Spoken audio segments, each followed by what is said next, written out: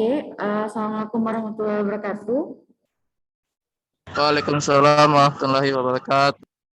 Oke, suara saya terdengar jelas? Iya, Bu. Terdengar. Oke, kalau gitu kita mulai saja ya perkuliahannya. Meskipun masih 22 orang yang masuk, tolong segera diinformasikan ke teman-teman karena hari ini saya akan masuk untuk 2 materi ya, terkait pengantar teknik industri. Oke, kita lanjutkan materinya. Materi selanjutnya kita akan membahas terkait dengan yang namanya manajemen proyek ya. Oke, jadi apa sih yang akan kalian pelajari di mata kuliah manajemen proyek nanti? Jadi nanti kalian akan mempelajari tentang bagaimana sebenarnya konsep proyek, kemudian siklus hidup proyek itu seperti apa, gitu ya. Kemudian organisasi dalam proyek seperti apa, kemudian siapa saja yang bisa bergabung dalam tim manajemen proyek, bagaimana melakukan perencanaan dan penjadwalan terkait proyek tersebut. Tidak lupa juga mempelajari tentang bagaimana cara meminimalkan biaya dan alokasi sumber daya manusianya ya per bidang. Kemudian apakah estimasi dan penganggaran tadi itu bisa kita kendalikan ya agar misalnya dari pembiayaan awal sampai terakhir proyek itu sesuai ya dengan yang sudah dianggarkan sebelumnya. Kemudian ada evaluasi, audit, kemudian pelaporan dan penyelesaian proyek ya. Kemudian ada juga bagaimana metode ataupun strategi-strategi yang digunakan dalam pemulihan proyek.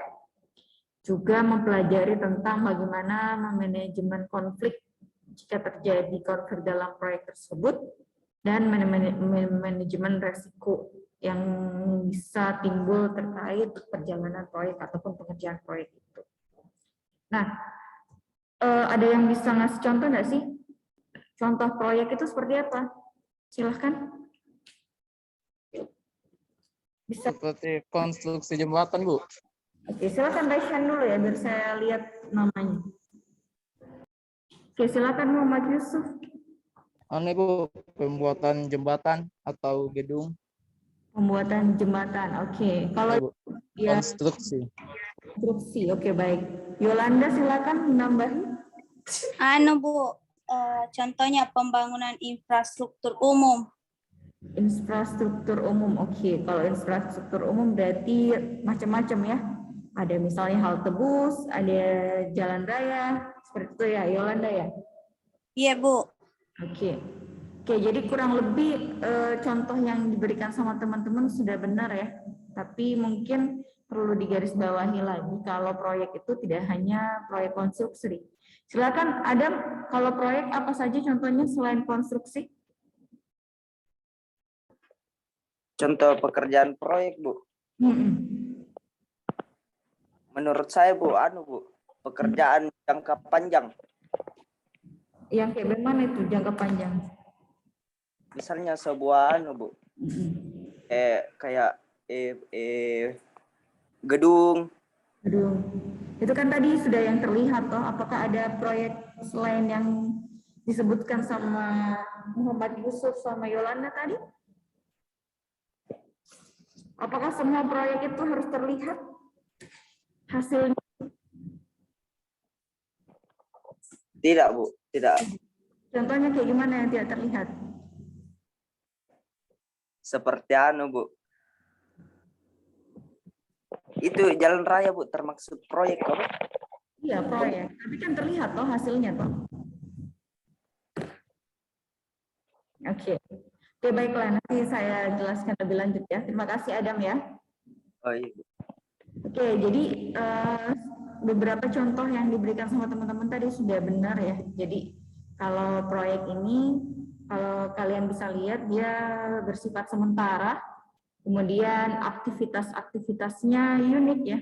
Unik dalam artian ketika kita membuat proyek jembatan dengan proyek bangunan, otomatis aktivitas yang akan dilakukan berbeda. Nah, ini yang membuat sebuah proyek itu selalu unik. Meskipun membuat bangunan, misalnya di bangunan di Veterani dan misalnya satunya dibangun di Ratulangi, itu juga bisa berbeda. Oleh karena itu, proyek ini bersifat unik ya dan juga kompleks terkait dengan apa saja yang harus dipersiapkan dalam perancangan proyek tersebut, dan dia akan terkoneksi satu sama lain, sehingga nanti akan saling melengkapi untuk melakukan agar bisa dilakukan secara spesifik ya, sesuai dengan anggaran dan spesifikasi yang sudah ditentukan. Jadi karakteristik yang paling mendasari ada 3, yaitu dia bersifat sementara, yang sementara dalam artian dia ada jangka waktu pengerjaannya, kemudian unik ya, kemudian dia progresif elaboratif. Jadi setiap divisinya akan saling berhubungan satu sama lain, saling berkolaborasi bukan hanya di awal proyek, tapi sepanjang perjalanan proyek itu sendiri. Nah, kalau manajemen proyek itu apa? Jadi kalau manajemen proyek dia adalah salah satu aplikasi ya, ataupun keterampilan, bisa juga dijadikan alat ataupun teknik-teknik yang dapat dibutuhkan dalam mengelola proyek itu sendiri. Nah, mengelola dalam arti ruang lingkupnya itu merencanakan, menyediakan staff ya, mengorganisasikan bagaimana misalnya aktivitas apa yang duluan dilakukan dan lain-lain, mengarahkan, juga mengontrol pengembangan dari suatu sistem tersebut. Sehingga yang paling penting adalah biayanya bisa minimal dan jangka waktunya sesuai dengan perjanjian awal yang dirancang. Nah, ciri proyek sendiri biasanya dia merupakan satu paket ya, atau satu rangkaian kegiatan. Dia mempunyai tujuan khusus ya. Kemudian biasanya biayanya sudah ditentukan ya di awal, makanya harus sesuai dengan budgetnya. Kemudian jangka waktu pelaksanaan juga sudah ditentukan di awal ya. Bersifat sementara dan dia tidak berulang-ulang. Jadi kalau misalnya teman-teman lihat proyek pembangunan jembatan, itu tidak mungkin dilakukan setiap bulan seperti itu. Jadi dia non rutin biasanya proyek. Nah, apa bedanya proyek sama program? Apakah sama? Nah, kalau proyek, dia merupakan rangkaian atau bagian dari program. Jadi dia bisa berlangsung dalam jangka waktu yang terbatas dan alokasi sumber dayanya juga biasanya terbatas ya, tergantung proyeknya seperti apa untuk mencapai sasaran yang ditentukan. Sedangkan kalau program, ini biasanya terdiri dari beberapa kegiatan yang bisa dilakukan untuk sama-sama mempunyai tujuan ya. Ini perbedaannya dia kalau program skala kegiatannya jauh lebih besar daripada proyek. Kalau program ini dapat dipecah menjadi beberapa proyek. Persamaannya, program dan proyek ini adalah kegiatan yang dilakukan untuk mencapai suatu tujuan. Tujuannya bisa sama, seperti itu ya. Contohnya struktur proyek, kalau program dari program kemudian turun ke proyek, kemudian turun ke kegiatan. Contohnya ketika misalnya ada kebijakan pemerintah untuk menaikkan harga BBM. Programnya apa sih? Program yang dilakukan adalah kita adanya kompensasi pengurangan subsidi ya. Kemudian proyeknya seperti apa? Proyeknya adalah, contoh proyek adalah bantuan tunai langsung atau biasa teman-teman sebut dengan BLT. Nah, kenapa kok manajemen proyek ini perlu dilakukan? Salah satunya yaitu dia supaya kita bisa mencapai target yang kita tentukan di awal ya, karena kalau tidak ada controlling dan istilahnya pengorganisasian SDM dan lain-lain, itu bisa jadi proyeknya kita tidak jalan sesuai rencana. Kemudian ini diperlukan karena kita melakukan perubahan ataupun perkembangan, bisa jadi sepanjang perjalanan proyek ada beberapa perubahan, misalnya ada kebijakan pemerintah yang berubah, ataupun mungkin ada PPKM misalnya, sehingga proyek tersebut harus minim orang yang bisa bekerja. Nah, itu juga salah satu apa yang mempengaruhi proyek ya. Kemudian perlu kecepatan ya, yaitu tadi untuk mengejar target kapan proyek kita harus selesai. Nah, ini juga salah satu yang akan mendukung dalam strategi dari istilahnya pengorganisasian yang ada, sehingga dalam pelaksanaan proyeknya bisa efektif dan lebih efisien. Seperti itu. Biasanya peran dalam proyek itu menyangkut dalam 3 hal. Yang pertama lingkup pekerjaan, yang kedua waktu, kemudian biaya. Dalam arti lingkup pekerjaan bisa jadi terkait permasalahan sumber daya manusia, misalnya sumber daya manusianya mungkin yang kurang atau sumber daya manusia yang berlebih. Jika misalnya sumber dayanya kurang, otomatis misalnya dalam proyek pembangunan gedung misalnya ya, ketika program pengecatan, misalnya pengecatan, di situ harusnya dialokasikan 5 orang misalnya, tapi yang tersedia cuma 3 orang. Itu akan berdampak pada waktunya. Yang tadinya harusnya jadi dalam 1 minggu dengan 5 orang pengerjaan, otomatis ketika misalnya cuma dilakukan dengan 3 orang, itu bisa jadi tidak sesuai dengan waktu yang diharapkan. Meskipun misalnya digunakan lembur ya, nah itu juga bisa berefek ke biaya. Ketika misalnya nanti dialokasikan atau dijadwalkan karyawannya lembur, otomatis kita harus membayar biaya lemburnya. Jadi 3 kendala ini saling berhubungan satu sama lain ya, terkait dengan pekerjaan, waktu, dan biaya. Itu contohnya. Nah, macam-macam proyek tadi. Kalau proyek konstruksi, ya mungkin teman-teman sudah sering lihat ya. Contohnya ya tadi pembangunan jembatan, pembangunan bangunan, ya. Kemudian mungkin pembangunan gedung dan lain-lain. Nah, tapi ada juga proyek yang dalam bentuk penelitian dan pengembangan.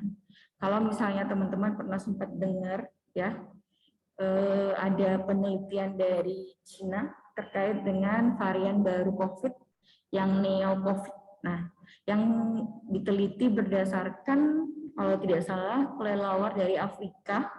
Nah, itu kan sebenarnya tidak terjadi kan ya. Mereka cuma melakukan penelitian yang kedepannya kita dapat informasi kalau kedepannya bisa terjadi hal serupa dengan varian baru yang jauh lebih mematikan. Nah, yang kita dapat di sini adalah informasi. Meskipun yang kita dapat adalah informasi, itu adalah salah satu bentuk proyek, contoh proyek dalam penelitian dan pengembangan. Itu yang saya maksud dalam istilahnya kalau proyek konstruksi kan kita bisa lihat bangunannya jadi, atau proyek jembatan kita bisa lihat jembatannya jadi. Tapi kalau dalam proyek penelitian dan pengembangan bisa jadi dia berupa alat, tapi bisa jadi juga berupa informasi yang bermanfaat untuk kita ke depannya, seperti itu. Nah, ada juga proyek yang berhubungan dengan manajemen jasa. Jadi misalnya proyek-proyek untuk mengetahui bagaimana sih kepuasan customer, atau misalnya proyek dalam pembuatan rancangan produk baru misalnya. Butuhkan apa sebenarnya yang diinginkan dari customer. Nah, itu kita bisa melihat spesifik. Misalnya ternyata dari segi warna customer sukanya yang warna kayak gimana. Nah, itu bisa dibuat proyek misalnya voice of customer dari beberapa daerah. Itu juga salah satu contoh proyek yang berhubungan dalam bidang jasa. Terkait juga informasi ya, kalau jasa biasanya seperti itu. Nah, proyek yang dianggap sukses itu apa saja ya? Jadi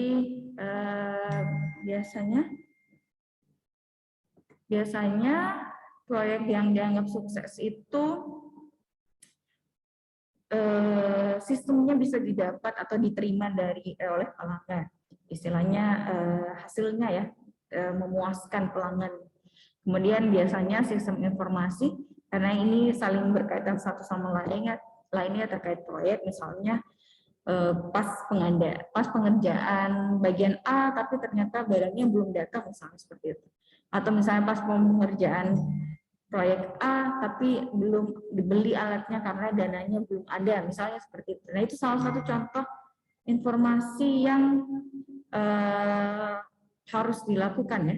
Jadi dalam artian sistem informasi ketika alur informasi itu jelas ya. Jika alur informasi jelas dalam satu proyek, maka bisa jadi menjadi salah satu kunci kesuksesan dalam proyek tersebut. Karena terkait waktu, anggaran juga ya, dalam segi alokasi waktu dan biaya yang dianggarkan tentu saja. Nah, kalau yang menyebabkan proyek itu gagal apa saja? Biasanya komitmen dari manajemen biasanya. Karena hal ini harus dilakukan oleh seluruh rangkaian yang ada dalam suatu proyek. Jadi tidak bisa satu divisi saja yang berkomitmen dalam penyelesaian proyek itu, tapi semuanya harus saling berkolaborasi.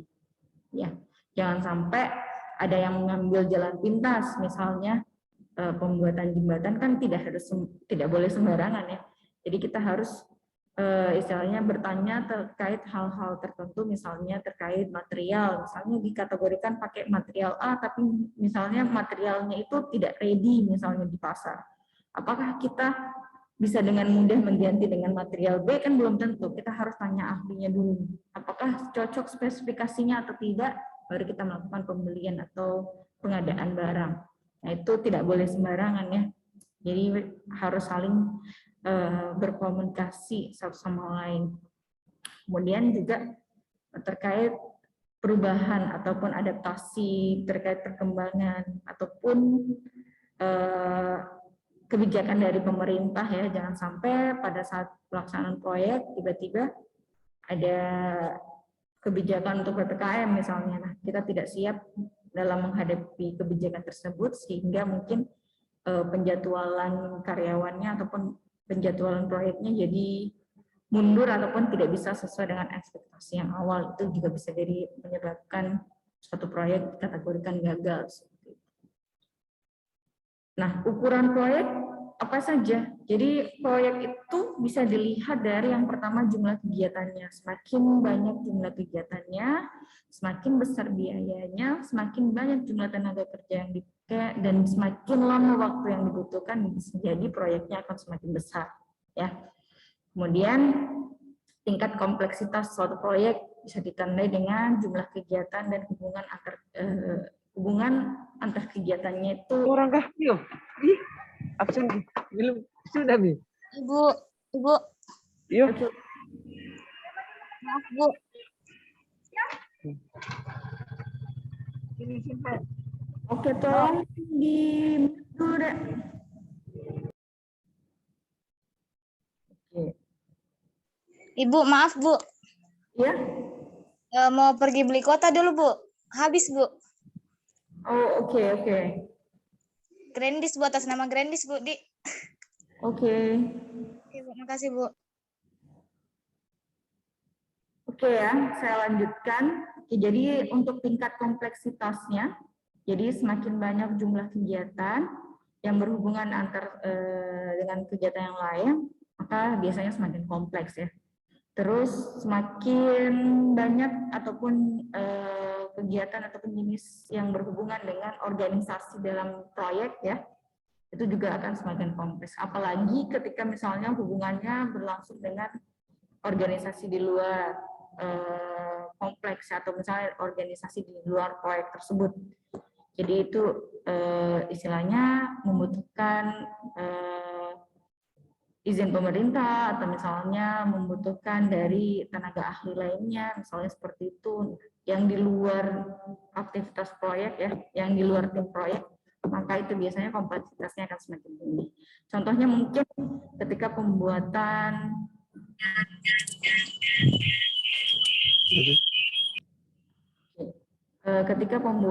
jalur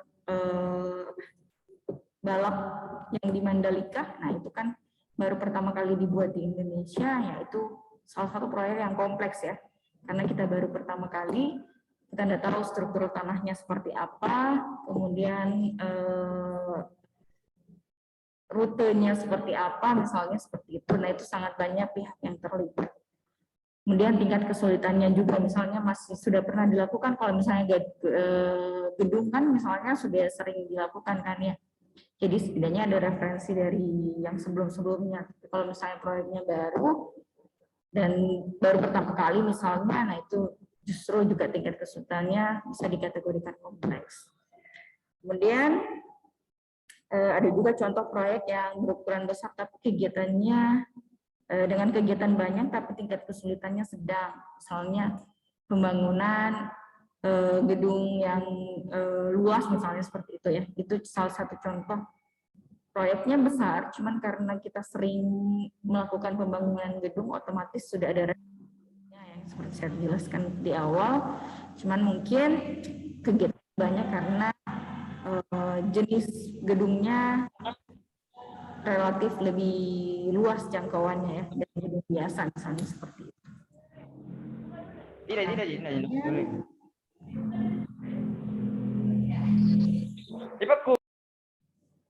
Oke, kemudian untuk manajemen proyek dalam pandangan lama dan pandangan baru, kalau dari pandangan lama, ya,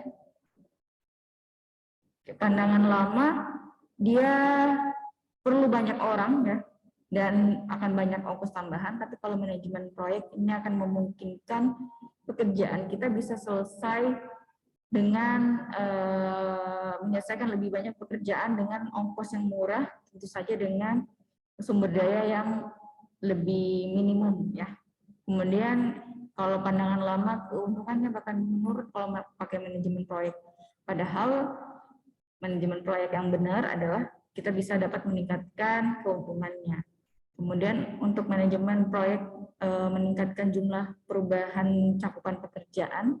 Nah, ini maksudnya manajemen proyek nanti bisa memberikan atau kontrol yang lebih baik terkait misalnya, untuk pengerjaan pengecatan gedung menggunakan tenaga kerja maksimal berapa orang misalnya.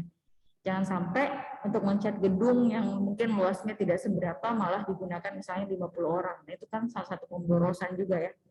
Ingat, proyek yang paling bagus, ya, bukan hanya mengejar selesai tepat waktu, tapi juga dengan ongkos yang sesuai dengan rencana awal. Jangan sampai kita mengejar proyek yang kita bisa selesai tepat waktu, akhirnya merekrut banyak orang yang menyebabkan anggaran untuk proyek tersebut membengkak, misalnya seperti itu. Salah satu contoh proyek manajemen proyek yang gagal, ya, seperti itu.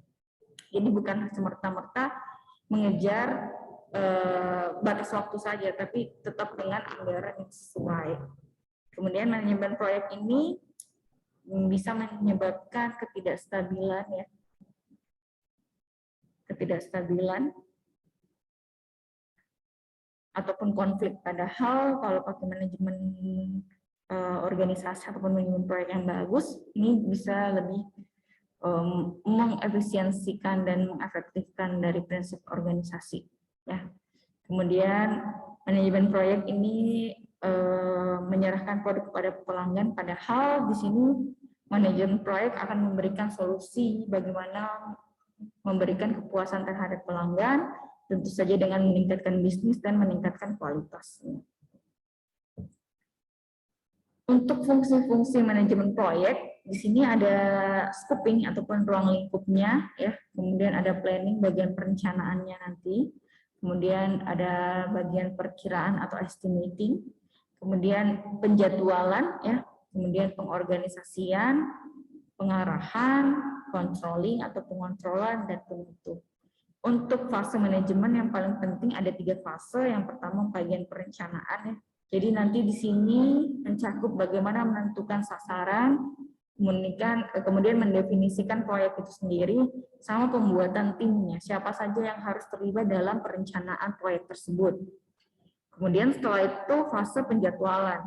Fase ini akan menghubungkan antara uang, orang, dan bahan, sehingga nanti saling istilahnya saling bersinergi, ya, untuk mendukung ataupun menjalankan setiap aktivitasnya bisa berjalan satu sama lain, gitu. Kemudian pengendalian, di sini perusahaan akan mengawasi bagaimana sumber daya itu bisa bekerja, kemudian apakah biayanya sesuai dengan anggaran, dan kualitas pengerjaannya apakah sesuai dengan keinginan di awal, ya, sesuai dengan yang direncanakan, dan anggarannya apakah berjalan sesuai dengan apa yang diperencanakan di awal, seperti itu. Mungkin masih bingung, ya, bagaimana maksudnya struktur produk, apa yang akan dirancang dan lain-lain. Kalau misalnya dalam struktur penguraian kerja, ya, jadi biasanya di sini seperti ini, ya. Jadi ada proyek, kemudian ini ada aktivitas, ya, ataupun kegiatan. Jadi dalam proyek ini ada aktivitas proyek service, ada hardware komponen, ada software komponen, di mana software komponen terbagi lagi terkait dengan kegiatan. Ada modul A, modul B, modul C. Nah, dari sini kita bisa tahu, ya, yang level pertama adalah untuk proyek, level kedua adalah di bagian software komponen dan lain-lain, kemudian level 3 adalah aktivitas kegiatan modul A, modul B, modul C. Dari sini nanti kita akan rancang yang mana duluan dikerjakan. Contohnya, ini adalah kegiatan ya. Kegiatan pertama adalah kita menginvestigasi. Investigasi harus dilakukan di awal Mei sampai pertengahan Mei. Kemudian problem analisis. Jadi kalau yang ungu terang ini berarti dia sudah dikerjakan ya. Kalau yang ungu muda ini berarti dia belum selesai dikerjakan. Nah, kalau problem analisis dia dikerjakan mulai pertengahan Mei sampai pertengahan Juni. Kemudian requirement analysis, jadi mendefinisikan dari analisis tersebut ya. Di sini dari awal Juni sampai pertengahan Juli. Kemudian untuk pengambilan kesimpulan terkait analisis dilakukan di pertengahan Juni sampai awal Agustus. Nah, mungkin nanti ini juga akan berpengaruh kalau misalnya teman-teman menggunakan ataupun membuat proyek misalnya di himpunan ataupun di kegiatan-kegiatan lain, ini bisa terpakai ya. Apakah sesuai sama yang dijadwalkan di awal tahun atau tidak, seperti itu. Kemudian untuk desain dimulai di pertengahan Juli sampai awal Oktober, kemudian konstruksinya mulai di agak awal Agustus sampai pertengahan November, kemudian implementasinya di September sampai Desember. Nah, kalau kita hari ini berada di akhir September, ya berarti cara baca Gantt chart-nya adalah konstruksinya terlambat. Ini ya, konstruksinya jadi terlambat. Harusnya dia sudah selesai sampai di pertengahan ini, ya. Berarti dia terlambat, sehingga kemungkinan nanti implementasinya juga akan terlambat. Nah, harus diinvestigasi nih, kenapa bisa terlambat di bagian konstruksi, apa yang menyebabkan, apakah dari manusianya, dari bahannya, atau dari mana. Sehingga nanti bisa selesai tepat waktu di awal Desember semuanya. Seperti itu. Nah, untuk peralatan dalam manajemen proyek, biasanya digunakan beberapa aplikasi ya, biasa disebut PERT chart ya. Jadi ini adalah model jaringan grafis yang akan menggambarkan tugas-tugas proyek yang saling berhubungan satu sama lain.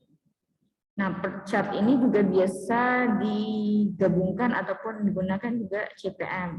Jadi kalau PERT chart ini dia akan menggunakan 3 perkiraan waktu untuk setiap aktivitas. Kalau CPM dia akan hanya menggunakan 1 faktor waktu untuk per aktivitas. Jadi perbedaannya di situ. Untuk menggunakan PERT chart dan CPM ini nanti kalian akan pelajari lebih jelasnya di manajemen proyek ya.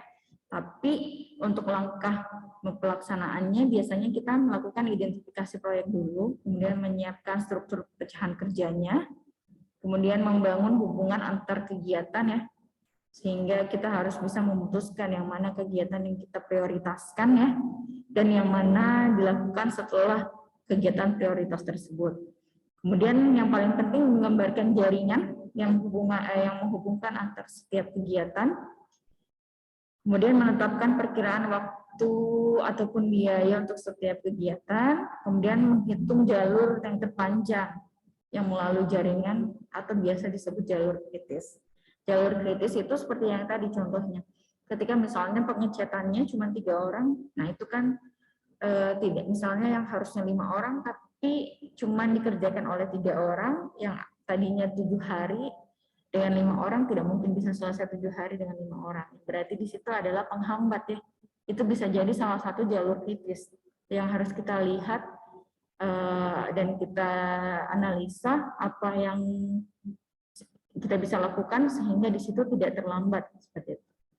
Untuk menggunakan ini juga ya. Kemudian menggunakan jaringan ini untuk membantu perencanaan, penjadwalan dan pengendalian proyek itu tadi.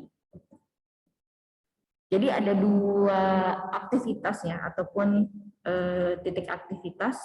Jadi ada yang namanya AON, ada yang namanya AOA. Di mana kalau AON itu dia diagramnya berupa jaringan di mana aktivitas itu menandakan suatu aktivitas. Tapi kalau AOA dia panahnya yang menggambarkan aktivitas ya. Kemudian ada juga yang namanya aktivitas dummy, ini untuk memperjelas hubungan-hubungan ya. Khususnya ketika misalnya ada dua aktivitas dengan kejadian mulai dan akhir yang sama. Contohnya kayak gimana konversinya ya. Jadi kalau yang paling penting ini tadi ya. Jadi AOA dan OAN itu digunakan ketika kita menggambarkan jaringan yang menghubungkan keseluruhan kegiatan. Jadi contoh aktivitasnya adalah misalnya aktivitas pertama A datang sebelum B, yang datang sebelum C. Berarti A duluan, A dulu, kemudian B, kemudian C yang datang sebelum C kan, berarti B dulu baru C. Kalau pakai notasi AON ya, atau not AON, itu pakai seperti ini, A, B, C. Tapi kalau misalnya pakai yang panah, maka pendefinisiannya nanti di panahnya. Jadi A, B, C. Seperti itu. Kemudian kalau yang kedua di sini adalah A dan B, keduanya harus diselesaikan dulu sebelum C dapat dimulai. Jadi A dan B-nya harus selesai dulu baru ke C.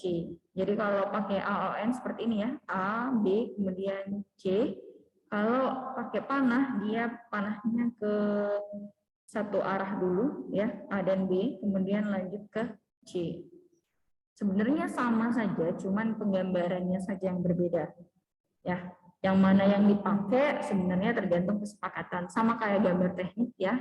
Jadi mau pakai model SNI, mau pakai JIS atau mau pakai standar Amerika, itu tergantung kesepakatan dalam proyeknya. Jadi apakah semua orang yang dalam proyek itu bisa membaca not AON atau bisa membaca not AOA? Boleh pakai yang mana saja. Apakah boleh digabung? Setahu saya tidak bisa. Jadi untuk menyamakan satu istilahnya satu penggambaran ke penggambaran lain sebaiknya menggunakan satu node saja. Kalau pakai AON berarti pakai AON semua, kalau pakai AOA berarti pakai AO semua. Nah, kalau yang ketiga ini sama ya kayak yang di atas tapi kebalik. Di sini malah B dan C tidak dapat dimulai kalau A-nya belum selesai. Berarti kita mengerjakan A dulu baru mengerjakan B dan C. Nah, sama kayak yang ini ya. Aktivitas C dan D tidak dapat dimulai hingga A dan B keduanya selesai. Jadi kalau ini selesai baru bisa mengerjakan C dan D. Seperti ini ya. Kalau A dan B selesai baru bisa mengerjakan C dan D. Nah, kadang ya bisa dilihat di poin D, kadang akan lebih jelas kalau pakai AOA. Ya, tapi biasanya sih yang paling sering digunakan biasanya memang AOA biasanya sering digunakan. Kemudian untuk E ya, C tidak dapat dimulai setelah A dan B selesai. Kemudian D tidak dapat dimulai sebelum B selesai. Jadi kalau misalnya A dan C belum selesai, A dan B belum selesai, kita tidak bisa mengerjakan C. Sedangkan D tidak bisa dimulai kalau B tidak selesai. Nah ini ada aktivitas dummy ya. Yang tadi aktivitas dummy adalah kegiatan ya, ketika dua kegiatan sini kejadian mulai bersamaan dan diakhiri bersamaan. Ini contoh aktivitas dummy ya. Oke, nanti untuk lebih jelasnya bisa kalian pelajari di manajemen proyek ya, karena memang ini adalah notasi yang nanti masuk di aplikasi biasanya. Jadi nanti bisa menggambarkan ketika kalian masukkan notasi ini, nanti akan keluar jadwal dan chartnya. Sehingga nanti bisa kalian lihat. Nanti dia berada di mana aktivitasnya, sampai kapan kita harus mengerjakan, dan lain-lain. Urutannya juga bisa keluar dari situ. Nah, mungkin untuk lebih memperjelas ya, kita kasih contoh. Di sini contohnya pemerintah akan membangun rumah sakit berstandar internasional ya. Rumah sakit tersebut akan dibangun dengan 8 kegiatan. Yang pertama membangun komponen internal, kemudian memodifikasi atap dan lantai, kemudian membangun tumpukan, kemudian menuangkan beton dan memasang rangka, kemudian membangun pembakar temperatur tinggi, kemudian memasang sistem kendali polusi, kemudian membangun alat mencegah polusi udara, dan yang terakhir adalah kegiatan yaitu pemeriksaan dan pengujian. Nah, notasinya akan kayak gini nih. Jadi A ya, kita penjelasannya adalah membangun komponen internal, kemudian B memodifikasi atap dan lantai. Nah, ini tidak ada aktivitas pendahulu ya, jadi bisa dikerjakan bersamaan seperti itu. Nah, untuk C, untuk membangun tumpukan kita harus menyelesaikan A dulu. Kalau misalnya D ini untuk menuangkan beton dan memasang rangka, kita harus menyelesaikan A dan B terlebih dahulu. Kalau yang E dan F ya, kita harus menyelesaikan C terlebih dahulu. Sedangkan untuk G, kita harus menyelesaikan D dan E, dan yang terakhir H harus menyelesaikan F dan G. Nah, kita harus menggambar notasinya dulu. Kalau pakai AON, notasinya akan seperti ini. Jadi A dan B bisa dilakukan bersamaan ya, karena C tidak bisa dilakukan kalau A-nya belum selesai. Ya, C tidak bisa dilakukan kalau A-nya belum selesai. Sedangkan D tidak bisa dilakukan kalau A dan B belum selesai. Ya, oke. Kemudian E dan F tidak bisa dilakukan kalau C belum selesai. Berarti C akan kedua nih. E dan F tidak bisa dilakukan kalau C belum selesai.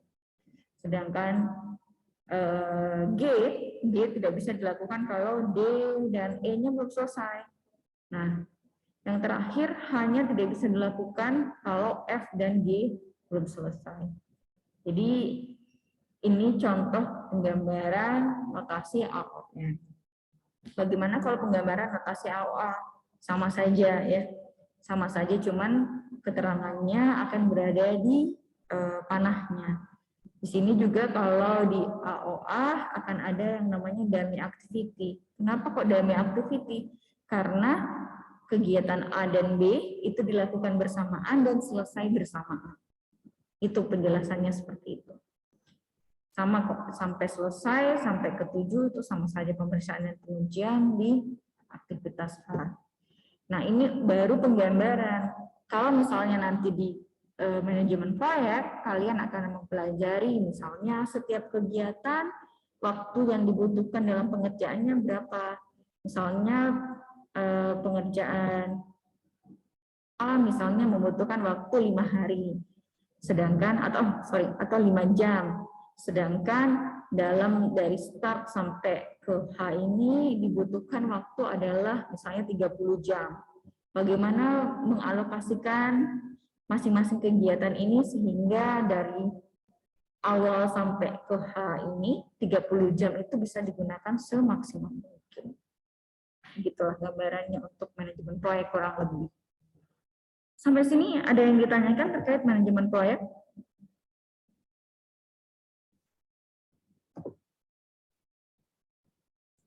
Oke, bisa dipahami untuk manajemen proyek?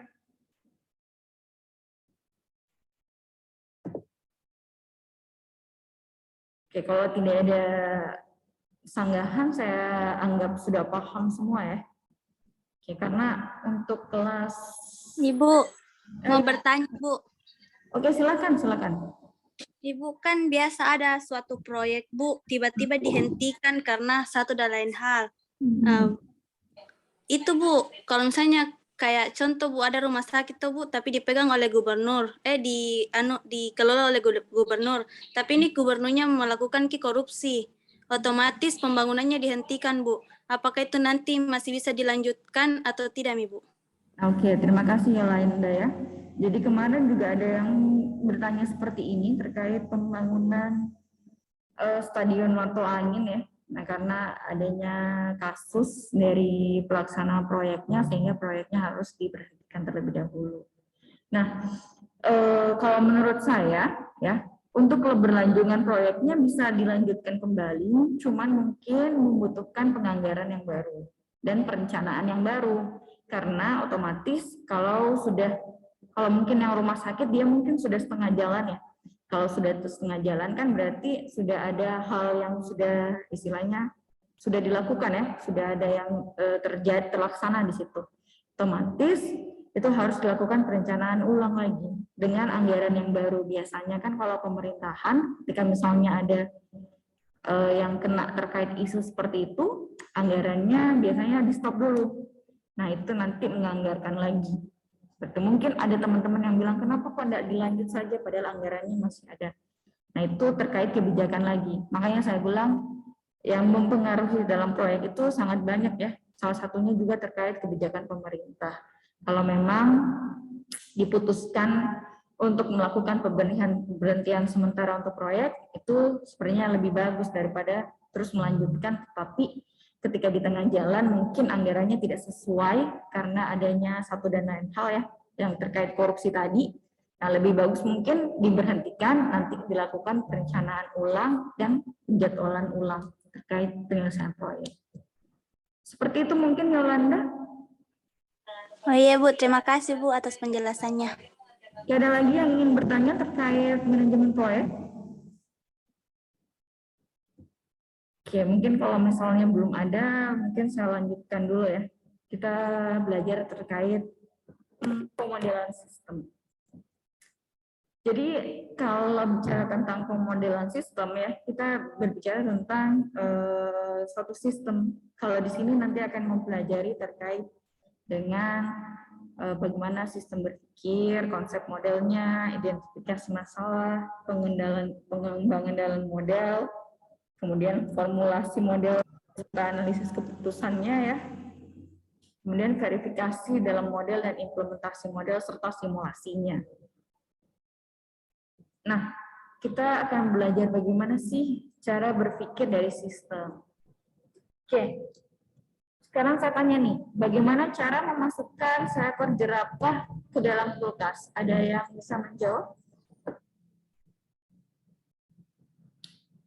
Silakan, raise hand yang bisa menjawab bagaimana cara memasukkan seekor jerapah ke dalam kulkas. Oke, silakan Yolanda.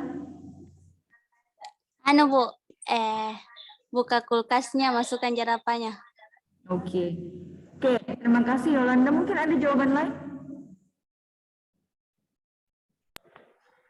Apakah muat kulkasnya dimasukkan jerapah? Silakan raise hand. Ada jawaban? Saya Bu, Oke, silakan. Siapa tadi? Silakan raise hand. masuk ke kulkas. Siapa ya? Tolong di raise hand dulu.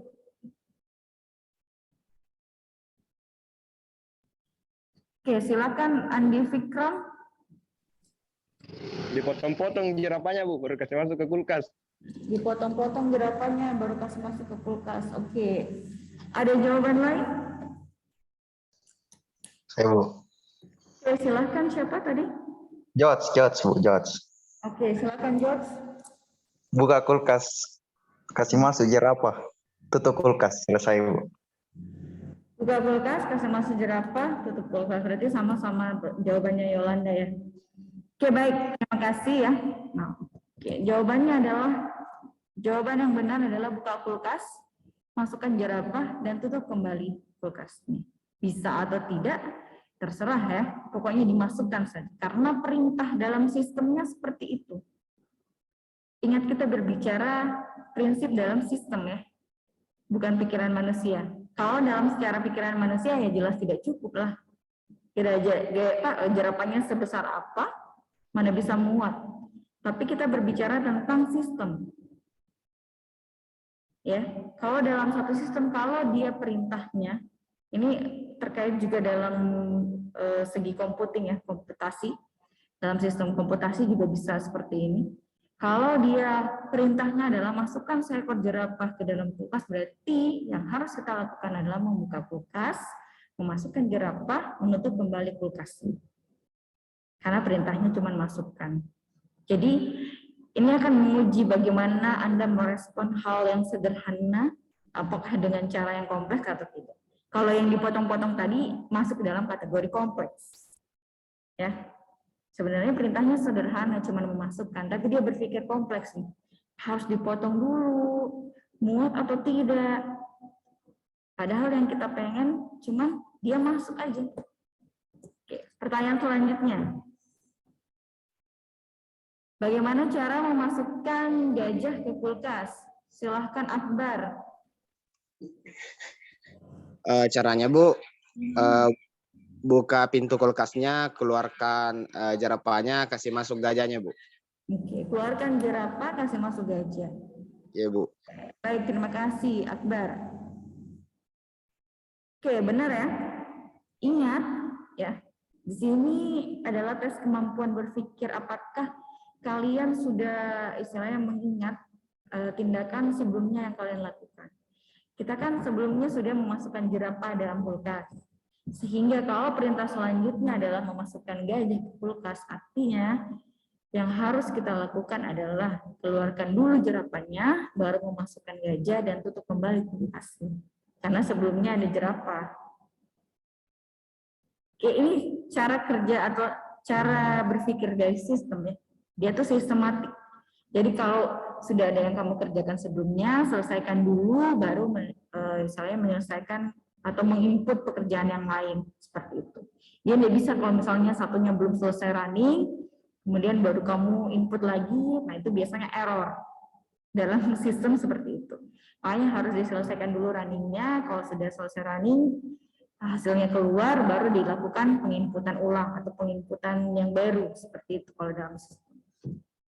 Oke, pertanyaan ketiga. Raja hutan atau Lion King. Dia menjadi tuan rumah konferensi para binatang ya. Jadi semua binatang hadir. Tapi siapa yang nggak hadir? Oke. Saya Bu. Ya, silahkan Akbar. Yang tidak hadir gajah Bu, karena di dalam kulkas. Oke. Yang hadir gajah karena di dalam kulkas. Nah, ingat ya, ini menguji ingatan kita. Oke, jadi yang tidak hadir adalah gajah. Kenapa gajah tidak hadir? Karena dia ada di dalam kulkas. Jadi kalau misalnya dikasih perintah baru, ingat perintah sebelumnya yang sudah kita lakukan apa? Sehingga nanti kalau kita menginputkan data atau menginputkan suatu problem, dia tidak saling istilahnya crash satu sama lain. Pertanyaan terakhir.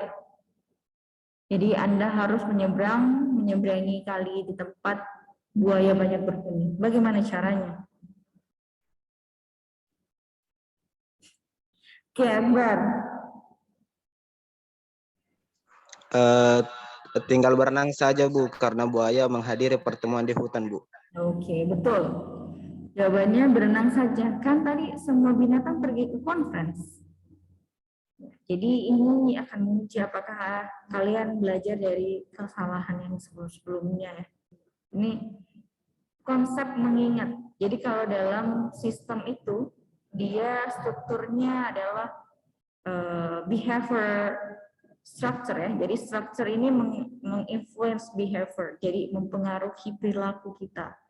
Jadi perilaku seseorang ini akan berubah sesuai dengan sistemnya, bagaimana sistem dari lingkungan hidupnya dia, bagaimana orang Indonesia dia bisa jauh lebih disiplin kalau misalnya tinggal di Amerika ataupun di Singapura contohnya seperti itu. Karena sistemnya mengajarkan untuk kita bersikap seperti itu. Mungkin contoh yang paling mudah teman-teman bisa paham ya, kalau misalnya mungkin kalian sudah sering lihat vlog-vlog atau day in my life dari orang-orang yang bekerja ataupun kuliah di luar negeri, terutama mungkin di Jepang dan Korea ya. Mungkin bagaimana cara mereka memilah sampah. Kalau di Korea ataupun di Jepang, kita tidak bisa sembarangan membuang sampah. Sampah itu harus dipilah berdasarkan dia apakah sisa makanan, apakah dia bisa didaur ulang, dia bentuknya plastiknya pun ada jenisnya. Plastik merek A, misalnya tipe A, B, C yang masih dapat didaur ulang, atau misalnya tidak bisa didapat daur ulang sama sekali. Kalau misalnya dia sampahnya ada kaca, seperti apa pembuangannya, itu benar-benar dilihat ya. Bahkan misalnya sedotan pun misalnya dia sedotannya ada mungkin plastiknya ya, plastik beningnya sama plastik yang di sedotan itu bisa jadi berbeda jenis sampah. Nah, mereka terbiasa disiplin dengan memilih ataupun memilah sampah berdasarkan sistem tersebut. Nah, berbeda justru dengan orang Indonesia. Indonesia membedakan sampah organik dan non-organik saja masih banyak yang salah. Sudah untung kalau masih tetap membuang sampah pada tempat. Terkadang tempat sampah di depan mata pun dia tetap membuang sampah sembarangan tempat. Nah, karena kenapa? Karena sistemnya kita tidak membentuk kepribadian kita untuk patuh terhadap hal tersebut. Nah, kalau di Korea, kalau kamu tidak bisa membuang sampah sesuai dengan mekanisme yang ada, nah itu tidak bisa dibuang, berarti sampahmu akan tetap menumpuk.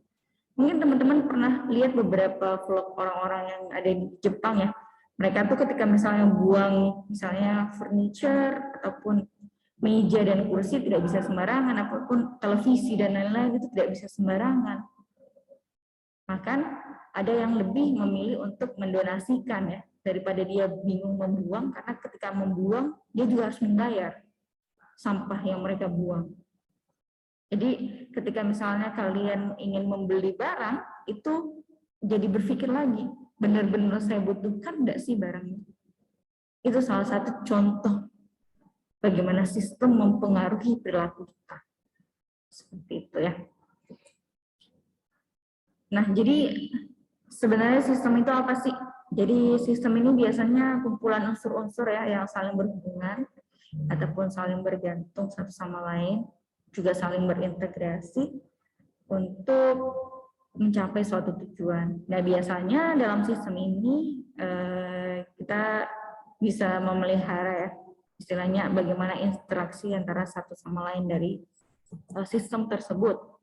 Contoh sistemnya mungkin, kalau masih ada yang bingung, kalau mobil subsistemnya adalah bodi, kemudi, mesin, ya, ban, dan lain-lain. Tapi kalau kita berbicara sistemnya adalah mesin, nah subsistemnya beda lagi. Subsistemnya adalah karburator, radiator, persneling, dan lain-lain. Nah, untuk lebih mudah mungkin untuk yang tidak tahu terkait permesinan, kita bisa melihat sistem berdasarkan kalau manusia subsistemnya apa? Ada badan, kepala, tangan, kaki, dan lain-lain. Tapi kalau kita berbicara tentang badan, berarti subsistemnya adalah jantung, paru-paru, alat pencernaan, alat reproduksi, dan lain-lain. Kalau di bagian pemerintahan juga ya, kalau desa, dia subsistemnya adalah pemerintah, masyarakat, keluarga.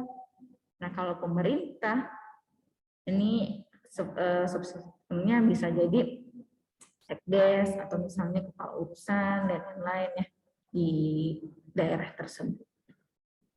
Jadi apa bedanya sistem sama onggokan? Nah, ini onggokan adalah istilah yang nanti kalian pakai dalam merancang sistem tersebut di pemodelan sistem. Jadi saya cuma melihatkan perbedaannya yang dikategorikan sistem dan yang bukan sistem, istilahnya seperti itu. Nah, kalau sistem, dia bagian-bagiannya saling terkait ya, dan saling berfungsi secara keseluruhan, kemudian dia akan berubah ketika ditambahkan ataupun dikurangi. Kemudian bila potongannya dipotong dua, dia akan menghasilkan dua sistem kecil yang, tapi dia tidak akan merusak sistem. Ya. Kemudian susunannya merupakan bagian penting ya, yang terkait satu sama lain, karena dia saling terkait. Sehingga susunannya itu adalah bagian penting, di mana dia berasal contoh seperti itu. Kemudian perilakunya tergantung total strukturnya. Nah, jadi perubahan struktur ini juga akan mempengaruhi perilaku. Jadi ketika suatu sistem ditambahkan, dia akan mempengaruhi keseluruhan sistem. Contohnya seperti itu. Nah, perbedaannya dengan yang bukan non-sistem atau onggokan, kalau onggokan dia berasal dari kumpulan bagian-bagian saja. Dia tidak berubah ketika ditambah dan dikurangi. Kemudian ketika dia dibagi, dia menghasilkan dua onggokan kecil yang tidak relevan ya. Kemudian bagian-bagiannya dapat berfungsi secara terpisah, jadi saling tidak tergantung. Kemudian perilakunya juga tergantung pada jumlah dan ukuran. Itu perbedaannya. Jadi kalau bicara tentang sistem, akan erat kaitannya dengan yang namanya sistem thinking ya, dimana untuk berpikir non-sistem ini merupakan pendekatan ilmiah ya. Dia akan istilahnya sistem thinking ini nanti kita akan pelajari sendiri, jadi akan ada satu materi sendiri terkait sistem thinking. Jadi untuk mendapatkan detail ya, kita akan berbicara tentang bagaimana mendapatkan detail tapi tidak melupakan keseluruhannya, intinya seperti itu. Dimana nanti untuk berpikir sistem dan non-sistem, kalau sistem manusia, dari keseluruhannya, dari kepala, tangan, dan perut kaki, dia dengan sadar ya dalam sistem berpikirnya. Nanti kita akan mempelajari bagian-bagian ini masing-masing terkait apa yang membedakan sistem berpikir dan non-sistem. Untuk pemodelan sistem sampai di sini. Ada yang ingin ditanyakan? Silakan sambil saya absen. Abdul Karim ada? Hadir, Bu. Oke.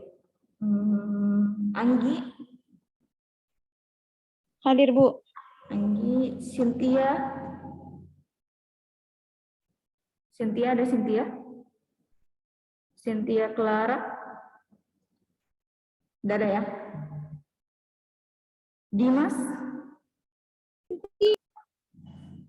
Dimas ada Dimas? Ibu. Iya. Bu, saya Andi Fikram Wardana, Ibu. HP ku lobet tapi sama jadi, Bu. Dari tadi dilihat, Ibu. Siapa? Andi Fikram. Fikram Wardana, Bu.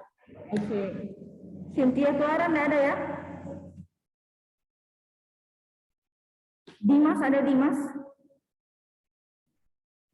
Dimas ada? Fikram Saputra? Fikram Saputra tidak ada? Grandis yang tadi ya? Hendriani Putri? Tidak ada? Habib. Tapi Bu, itu tadi Hadir, Bu. Fikram tadi ke kampus. Hadir, Bu. Fikram. Fikram ada Fikram? Hadir, Bu. Ya, dari tadi ada Ji. Iya, Bu. Apa materi pertama Fikram?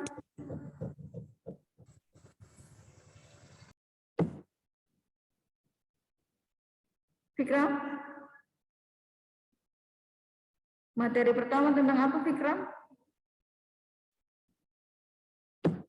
Oke, kalau tidak bisa menjawab, saya anggap apa ya? Indah?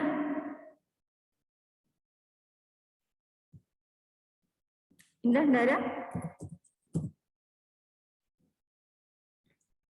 Indah Ratri? Tidak ada ya? Oke, Magdalena? Hadir, Ibu. Oke. Ibu hadir. Muhammad Surahman? Saya Bu, Jos Bu. Iya, sudah. Tapi Bu, Jos. Jos. Sudah, Jos. Oh, oke Bu. Ya, tadi sudah menjawab toh? Iya Bu. Makasih banyak. Erik, ada Erik? Ada baru-baru itu Bu.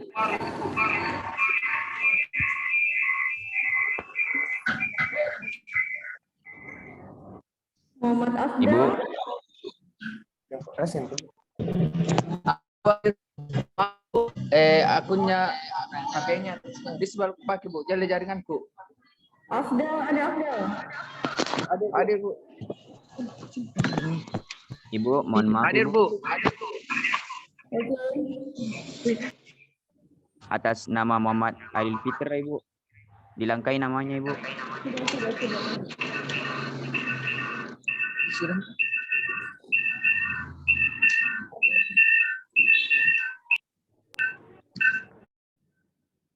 Oke.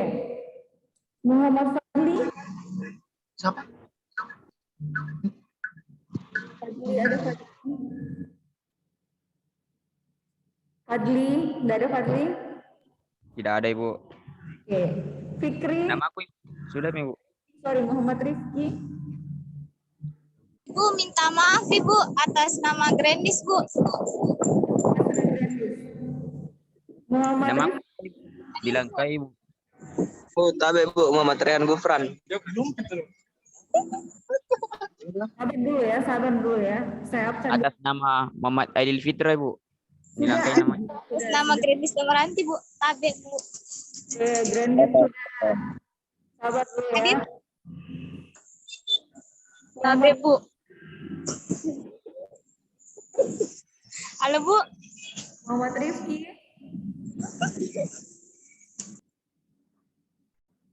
Rifki enggak ada ya? Musdalifah?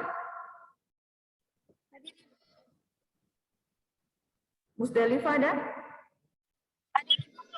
Oke. Najwa Sri? Hadir, Ibu. Kenovita? Hadir, Bu. Nur Mulia? Hadir, Bu. Oke. Nurul Puji? Hadir, Bu. Priska? Hadir, Bu. Ya. Ismaili ada?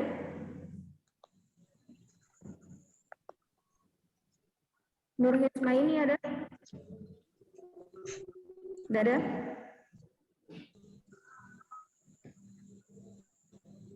Rika? Hadir, Ibu. Nur Ismaili. Hadir, Bu. Siapa tuh? Ibu. Di sana kue.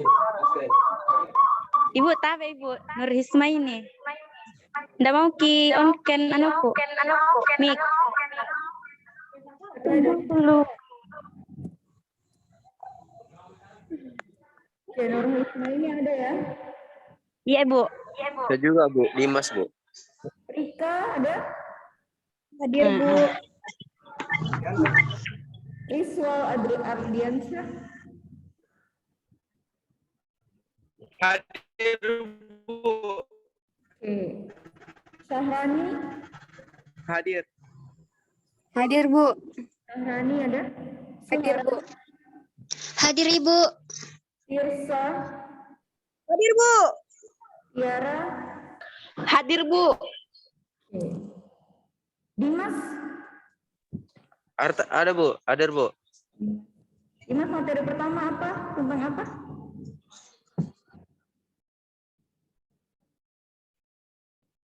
Materi pertama Dimas?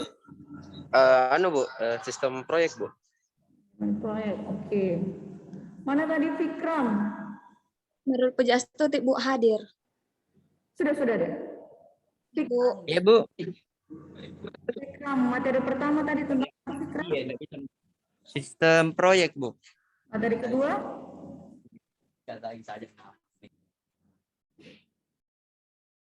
Materi kedua apa, Fikram? Sistem sub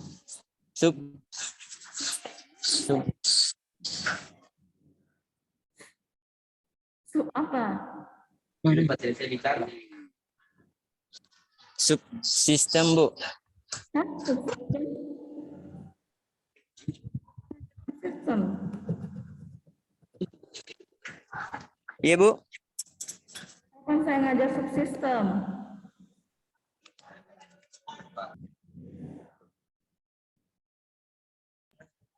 Sistem dan subsistem, Bu. Oke, ada berapa pertanyaan tadi tentang sistem?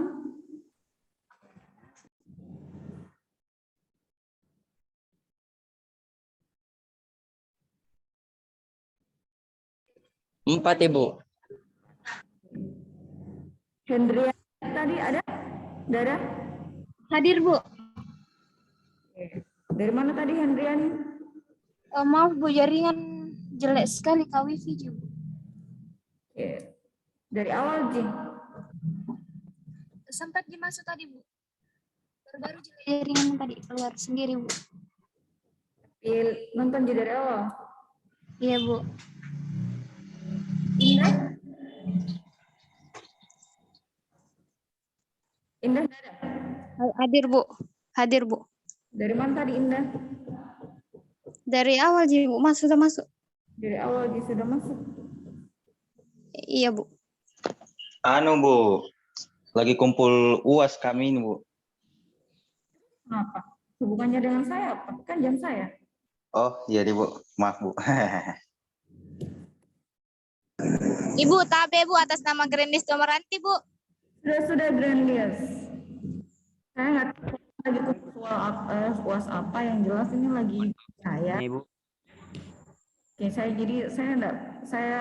itu di luar kelas saya ya. Kalian Ibu mengerti? atas nama Grandis Domaranti Bu. Sudah Grandius, sudah. Dengar Oh, juga. iya, terima kasih banyak Bu. Oke. Oke, jadi saya nggak mau ada option lain ya. Tabe Bu. Cek Clara Bu. Sebentar ya, sebentar. Saya bicara dulu boleh? Boleh, Bu. Boleh, Oke. Bu. Jadi terlepas dari kalian ngapain, kalau memang kalian alasannya lagi UAS, berarti kalian mengerjakan mata kuliah lain di pas jam saya. Saya ngelihatnya itu, kalian konsentrasi tidak konsentrasi, saya harus tetap kasih materi ya. Harusnya melanggar itu. Biasanya kalau mengerjakan mata kuliah lain di kelas saya kasih keluar dari kelas. Karena ini masih jam kerja saya, jam mata kuliah saya, nggak boleh seperti itu harusnya. UAS apa emangnya?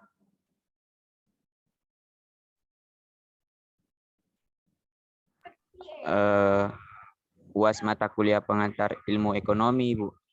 Oke. Kenapa harus dikerjakan jam saya?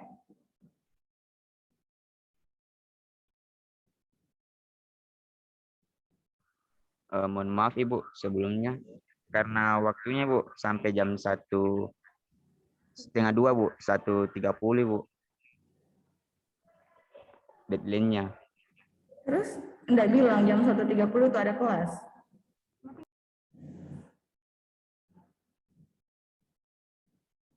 Kapan? Apa, Bu? Jelek jaringan, Bu. Dari kapan tugasnya dikasih? Dari jam 11, Ibu. Kalau enggak salah. Enggak bilang kalau misalnya jam 1 ada kelas. Tidak, Ibu. Karena ini UASnya, Bu, dikerjakan di rumah, Ibu. Dari jam 11. Tapi dikumpul di kampus. Oke, harusnya lain kali bisa koordinasi sama dosennya. Kalau misalnya jam 1 masih ada kelas. Dan pengumpulannya bisa lebih lama, misalnya jam 3 atau jam 4. Tapi begini, Bu. Mohon maaf, Bu. Saya Fikram, Bu. Pas tamat itu, Bu, dia dosennya tidak menerima toleransi begitu, Bu. Kayak dia Kata siapa? ya, Bu. Kata Jelas. siapa? Ya, Bu. Kata siapa? Kamu sudah Ya, pernah Bu. bicara sama bapaknya? Ya, Bu. Kalau sudah pernah bicara sama bapaknya kalau hari ini? Sudah, Ya, sudah. Bu. Ini kita sudah negosiasi, Bu. Sebenarnya waktu itu sampai jam 1, tapi kita negosiasi waktu di Pak. Pak cuma kasih kebijakan 30 menit. Lebihnya, Bu. Harusnya jam 1 udah selesai dong. Berarti bukan salah bapaknya. Ya, Bu. Dan tugas itu keluar, Bu, di jam 11:30 kalau tidak salah, Bu. Dan anak-anak juga, Bu, banyak dari Sudiang, dari Goa. Kenapa enggak kumpul di perpustakaan saja? Saya rasa sangat banyak ya hal yang kalian lakukan. Ya, Pak. Kalau misalnya kalian sudah tahu kalau kita ada kelas jam 1 dengan ancang-ancang seperti itu, tugasnya misalnya UASnya akan dikumpulkan di kampus, kenapa ya enggak dikerjakan di kampus saja? Misalnya di perpustakaan atau misalnya di mana? Kan kayak gitu. Jadi kalau misalnya kayak gini, jadinya kalian enggak konsentrasi kelas saya nih. Panggil juga dari tadi, saya nggak tahu nih materinya nyambung atau tidak. Nah, kelasmu sudah 2 kali bikin kesalahan di kelas saya nih ya. Yang pertama saya kasih video nggak dinonton. Yang kedua mengerjakan tugas lain di kelas saya. Masih tingkat 1 lagi kalian. Gimana yang lainnya? Belum masuk himpunan, belum masuk UKM lain.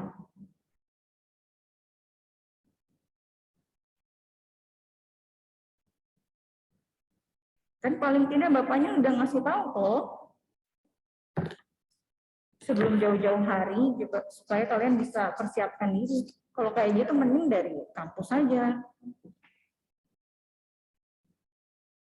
Atau misalnya dari pagi mending di kampus saja. Kalau nggak ada kuota pun bisa pakai wifi di situ kan, di perpus kan saya lihat banyak kok yang kuliah online di perpus. Jangan malah nyalain bapaknya dong. Iya Bu, ini juga kesadaran kami, ketiduran dari kelas kami Bu. Harusnya ketua kelas bisa koordinasi. Saya nggak mau lagi di kelas saya. Kita masih 2 pertemuan. Saya soalnya ngasih nilai biasanya apa yang kamu kasih ke saya itu yang saya kasih. Kalau kamu nggak komen di kelas saya juga bisa ngasih nilai yang sesuai apa yang kamu kasih ke saya. Soalnya dari 3 kelas ini Jimmy yang selalu bermasalah kayak gini. Saya nggak tahu kalau di mata kuliah lain sih.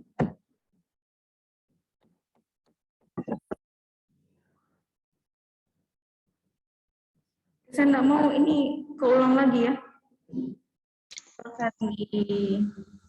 Iya Bu, saya mewakili ini Bu.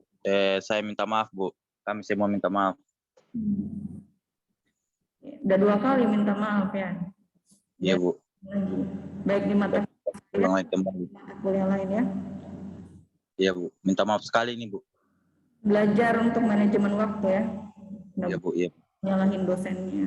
Kalian harusnya bisa negosiasi gimana caranya. Saya rasa sih tuh terkait manajemen waktu karena kalian aja yang nggak bisa manajemen waktu yang baik.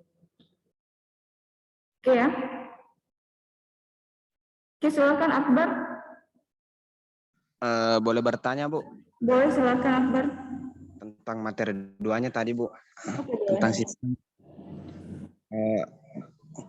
Kan yang pertanyaan tadi Bu, yang pertamanya yang saya lihat di slide, kenapa orang Indonesia di luar negeri daripada di Indonesia Bu? Pertanyaan saya Bu, sebenarnya Bu di Indonesia itu apakah sistem masyarakatnya yang salah atau sistem pemikiran masyarakatnya yang salah ataukah sistem pemerintahan yang salah Bu? Contohnya Bu, pembuangan sampah Bu. Apakah sistem sosialnya tidak memiliki kesadaran ataukah sistem pemerintahan yang tidak menyediakan pelayanan tentang sampah itu Bu? Oke, terima kasih Akbar. Oke, pertanyaan sekali ya. Sebenarnya kesalahan sistemnya di mana? Apakah sistem dari manusianya atau human error-nya atau dari sistem pemerintahannya?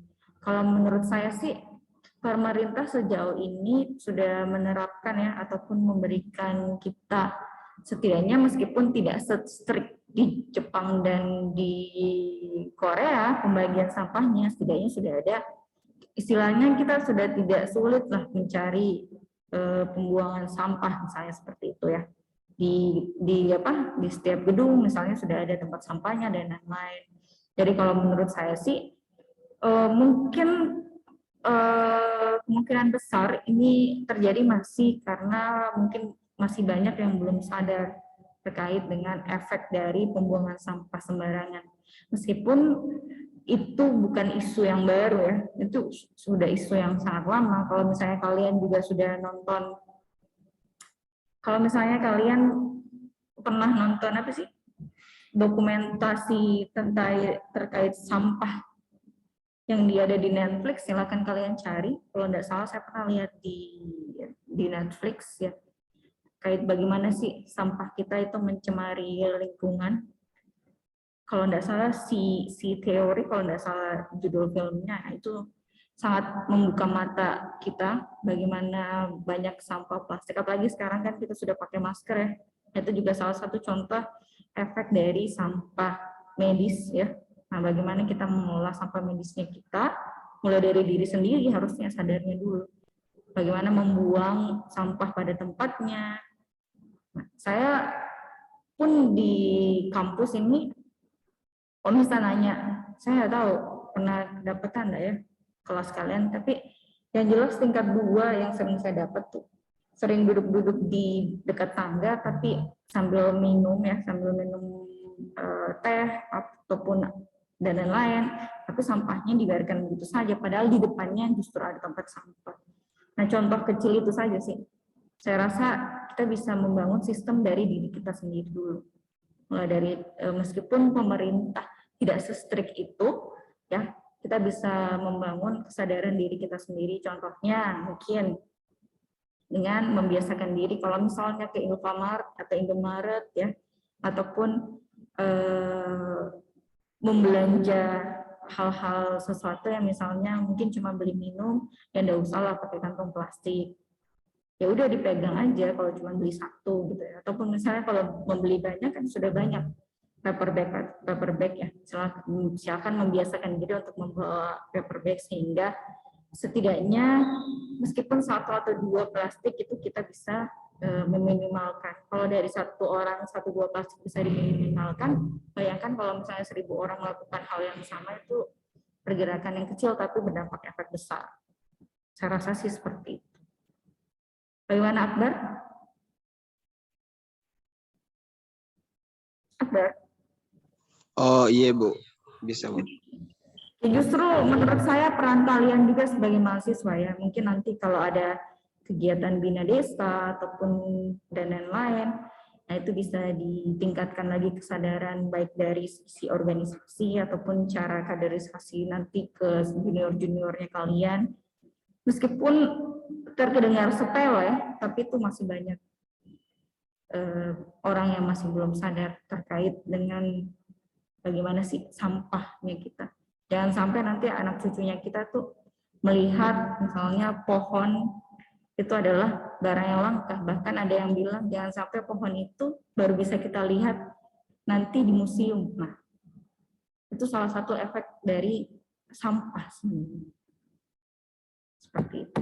Ada lagi yang ingin bertanya?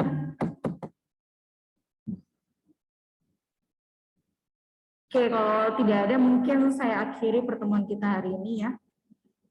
Lebih dan kurangnya mohon dimaafkan ya. Wabillahi taufiq wal hidayah. Wassalamualaikum warahmatullahi wabarakatuh. Semoga Waalaikumsalam Waalaikumsalam warahmatullahi wabarakatuh.